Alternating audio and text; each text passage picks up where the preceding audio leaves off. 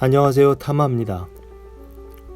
오늘은 유시화 작가의 날지 않는 매라는 글을 함께 생각해 봅니다. 어떤 왕이 매우 특별한 선물을 받았습니다. 지금까지 본 것 중에서 가장 아름다운 2마리의 매였는데요. 이웃나라 군주가 우호의 상징으로 보내온 것이었습니다. 등은 푸른 회색이고 세상에서 가장 빠른 새인 듯 강력한 날개 아래 흑백의 깃털이 부드럽게 몸을 감싸고 있었습니다. 그 위험 있는 눈빛과 자부심 넘치는 자태에 매혹돼서 왕은 시간 가는 줄 모르고 매들을 감상했습니다. 그런 기품을 능가할 만한 새들은 지금까지 없었습니다.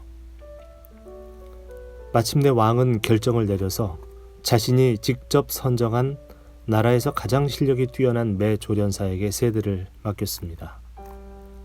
그 맹금류의 품위에 걸맞는 훈련을 받을 수 있도록 하기 위해서였습니다. 2-3달 뒤 왕의 기다림이 인내를 잃기 시작할 무렵 조련사가 와서 보고했습니다. 그는 한 마리 매가 훈련을 아주 잘 받아서 놀라운 진전을 이루었다고 왕에게 말했습니다. 거대한 날개를 좌우로 펼치고 산과 들판 위를 장엄하고 당당하게 날게 되었다고 말이죠. 구름 한 점 없는 날에도 끝없이 솟구쳐 날아올라 모습이 보이지 않을 정도였습니다. 어떤 태풍과 폭우도 그 비상의 방향이나 끈기를 방해할 수 없었습니다. 왕은 새가 나는 모습에 말할 수 없이 깊은 인상을 받았습니다. 궁전뜰에 모인 인파도 매의 아름다운 자태와 파란 창공을 가르는 우아함에 박수갈채를 멈추지 않았습니다. 하지만 조련사는 사람들의 열광적인 반응에 전적으로 기뻐할 수는 없었습니다. 그는 왕에게 다른 한 마리의 매는 전혀 날려고 하지 않는다고 보고했습니다. 훈련을 시작한 첫날 앉아있던 나뭇가지에서 전혀 움직이지 않는다는 것이었습니다. 어떤 방법을 써도 그 매는 날개를 펼치려는 시도조차 하지 않았습니다. 조련사의 명령과 애원과 도발에도 불구하고 나는 것에 무관심할 뿐이었습니다. 왕이 놀라서 이유를 물었지만 정말로 이유를 알고 싶은 것은 조련사 자신이었습니다. 실력 있는 조련사로서 처음 경험하는 무력감에 자기 자신에게나 왕에게나 고개를 들 수 없었습니다. 조련사가 최선을 다한 것을 이해한 왕은 그 소중하고 멋진 매가 날 수 있게 하기 위해 온 나라의 조류 전문가들을 불러들였습니다. 심지어 조류 심리학자와 주술사까지 말이죠. 하지만 어떤 접근에도 매는 날기를 거부했습니다. 전문가들은 그 새가 갑자기 새로운 장소로 옮겨온 것에 정신적 충격을 받은 듯하다고 해석했습니다. 어미새가 둥지 밑으로 떨어뜨린 어린 새였을 때의 깊은 트라우마 때문이라는 주장도 있었습니다. 모든 치료법과 먹이에 섞어 먹인 진정제도 불구하고 매는 미동도 하지 않았습니다. 철학자들은 정해진 때가 되면 매가 날 것이라고 주장했고, 또 성직자들은 종교의식을 거행하며 주문과 기도문을 외웠지만 매의 행동에는 아무 변화가 없었습니다.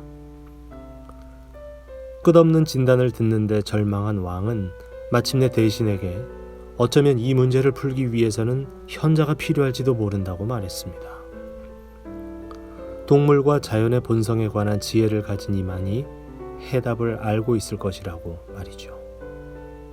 왕의 지시를 받은 대신이 그런 인물을 찾아 나라 안을 수소문하고 다녔습니다. 그로부터 며칠 후 왕은 그 2번째 매가 장엄하게 날개를 펼치고 왕궁 위 높은 하늘을 나는 광경을 보고 전율했습니다.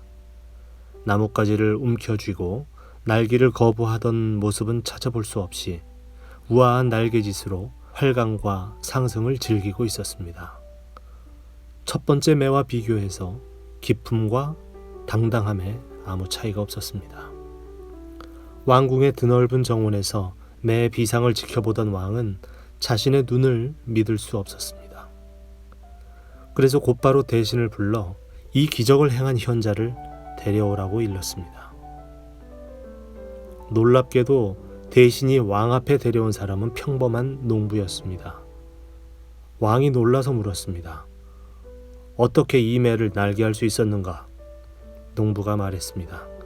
아주 간단한 일이었습니다. 왕이 다시 물었다. 간단한 일이었다니 무슨 뜻인가?